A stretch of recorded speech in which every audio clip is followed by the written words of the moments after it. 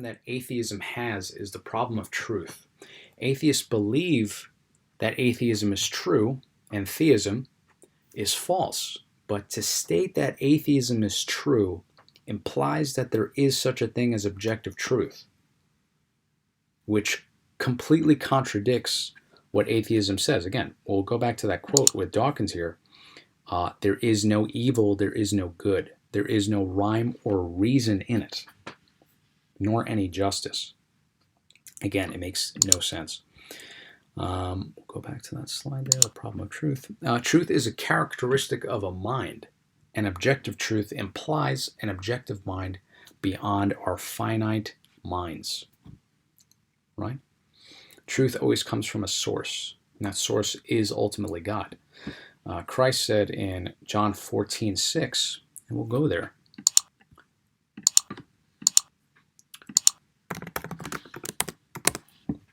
John 14:6. Jesus said to him, I am the way, the truth, and the life. No one comes to the Father except through me. So Jesus is saying he is the truth. He's not a means to truth. He's not a portion of the truth. He's saying he is the truth. He is that objective, ultimate truth. All right.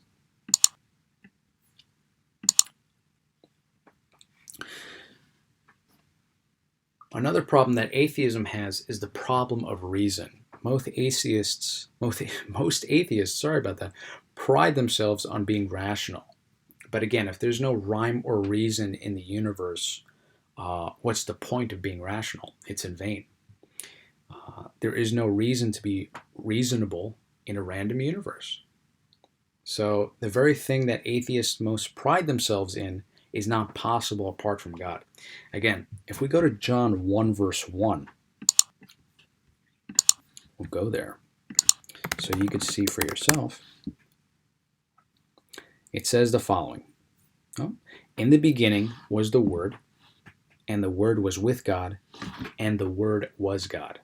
Now the word, if you don't know, the New Testament was written in Greek. So the word comes from the Greek word logos. That's where we get logic from. So it could be of speech, or it could be of reason. Reason, mental faculty of thinking, meditating, reasoning, calculating. This is how it's used in the Bible, outline of biblical usage. So again, Christ himself, like we said, God is reason. He is truth, that objective truth that atheists fail to refute based on their own religion. Now Dawkins, he states again here that DNA neither knows nor cares. DNA just is, and we dance to its music. This is again from the same page that we referenced earlier, and the same book, River Out of Eden, A Darwinian View of Life. Now let me ask you a question. Based on this, what Dawkins is saying here, he's saying that we have DNA and we're just born that way. No matter how we act, we're just doing according to what our genetic information is programmed within us. We have no choice. You hear this a lot. We're just born that way. But how far does that statement go? Right? What about Hitler? Was he just dancing to his DNA? Was he just born that way? What about Charles Manson? Was he born that way? Stalin, who killed more people than Hitler actually, is he just born that way?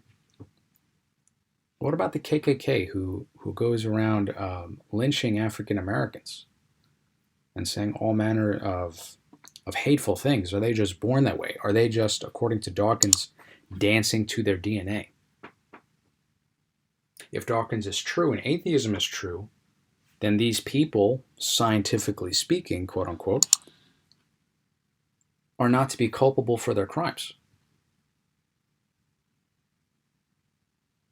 Again, according to the atheistic worldview, where God doesn't exist, these statements make no sense. They are void of logic or truth or reason. Now, obviously and very clearly, what these men have done, Hitler, Manson, Stalin, and the KKK, is clearly wrong. It's clearly evil. But again, this can't be proven via atheism because they have the problem of truth. They say that nothing is true. They say that there is no rhyme or reason, no justice. There's no evil, no good. There just is. Right? So according to atheism, according to Dawkins, according to this religion, all these things are permissible. They're just dancing to their DNA. And this comes to the logical conclusion, like we're saying here. The logical conclusion is this. It's something known as eugenics. If you don't know what that is, we'll explain that now. The specter of eugenics hovers over virtually all contemporary developments in human genetics. Eugenicists were rooted in social Darwinism, which sprung up in the late 19th century, a period in which notions of fitness, competition, and biological rationalizations of inequality were popular. At the time, a growing number of theorists introduced Darwinian analogies of survival of the fittest into social arguments. For example, social Darwinists insisted that the biology was destiny, at least for the unfit. Again, back to that point of just dancing to your DNA, that a broad spectrum of socially deleterious traits ranging from pauperism, or being poor, to mental illness resulted from hereditary. So what eugenics springs up is they're saying that if you're poor, it's because it's in your DNA to be poor. That's what they're saying. Pauperism, right? If you are a rude person, it's just in your DNA. You were just born that way. If you're like Hitler or Stalin, just born that way. It's just in your DNA. It's not your fault. That's what eugenics is saying, and that's what atheism preaches as a religion. Again, atheism is a religion, whether you know it or not. It is a religion of nothingness and of unscientific claims. Now, the word eugenics was coined in 1883 by the English scientist Francis Galton, who happened to be a cousin of Charles Darwin. He's pictured here. Now, he promoted the ideal of perfecting the human race by, and as he put it, and I quote, getting rid of its undesirables while multiplying its desirables, which means encouraging the procreation of the social Darwinian fit and discouraging that of the unfit. So you see this with these people here. They wish to limit the birth or control the birth of the unfit, of the poor. If you are poor, if you are not up to the educational standard that they hold, you are unfit. And for that reason, you should be exterminated. Right? So again, if you aren't holding up to their standard of life, you are to be exterminated. Now keep that in mind as we move on. In Galton's day, the science of genetics was not yet understood. Nevertheless, Darwin's theory of evolution taught that species did change as a result of natural selection. And it was well known that by artificial selection, a farmer could obtain permanent breed of plants and animals strong in particular characteristics. Galton wondered, could not the race of men be similarly improved? So just a brief recap of this paragraph here. If we do artificial selection, if we choose who we mate with and how we mate, that could make a quote-unquote more pure race. Now again, keeping that in mind, eliminating the undesirables, keeping the desirables. Eugenicists, who were themselves predominantly of the old majority, considered scholastic intelligence, the kind indicated in IQ tests, a paramount measure of human merit, ignoring other abilities such as business acumen, and artistic creativity that such tests do not capture. To them, IQ tests appear to determine that the newer immigrants were innately endowed with low intelligence, while their high birth rates seem to indicate that they were spreading inferior genes into the population at a rapid rate. So, again, eugenicists started to employ the IQ test. This is where it came from. It's a measure of capability concerning just scholastic intelligence, right? But it doesn't measure other things, artistic creativity, doesn't measure compassion. You know, there's emotional intelligence too. There's different kinds of intelligence. But again, these people are blinded. It says in the scripture that the God of this world has blinded their minds. I'll go to that verse. Let's see where it is. 2 Corinthians 4:4. Let's read the KJV. Let's see how.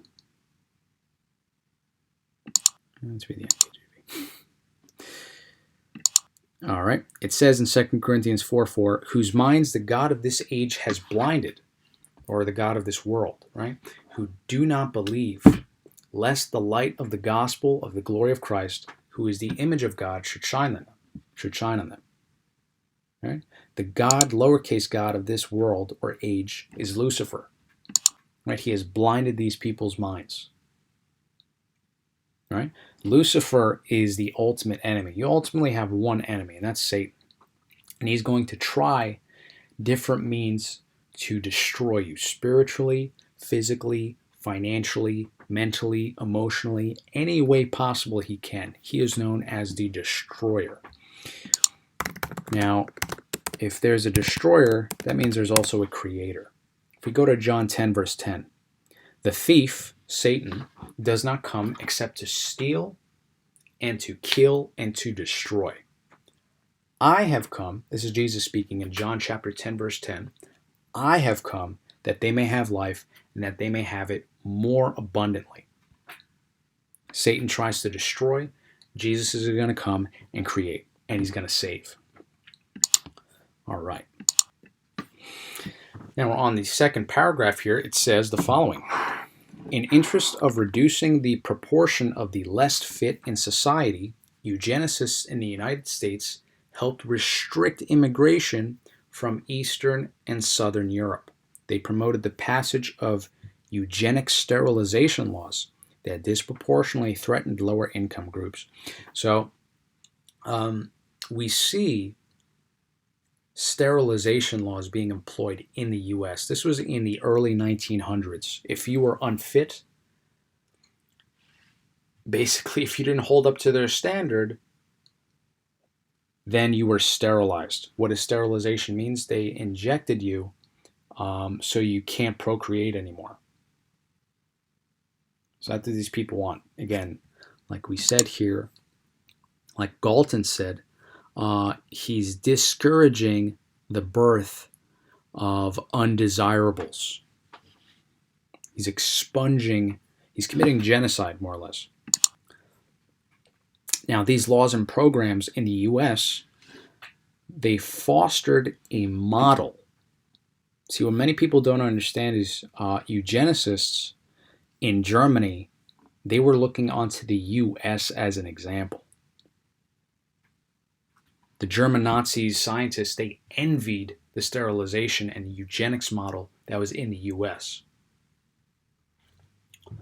So they used this model from the U.S. who sterilized several 100,000 people, brandishing their research into the genetics of individual and racial differences, claimed scientific justifications for the Holocaust. So this is ultimately the logical conclusion of atheism. It is genocide. It is hate. It is unscientific. That's what it comes down to. Now, interestingly enough, let's see if we could find this. Richard Dawkins Eugenics. Richard Dawkins himself believes in eugenics. Again, this is the logical conclusion of atheism. It's one thing to deplore eugenics.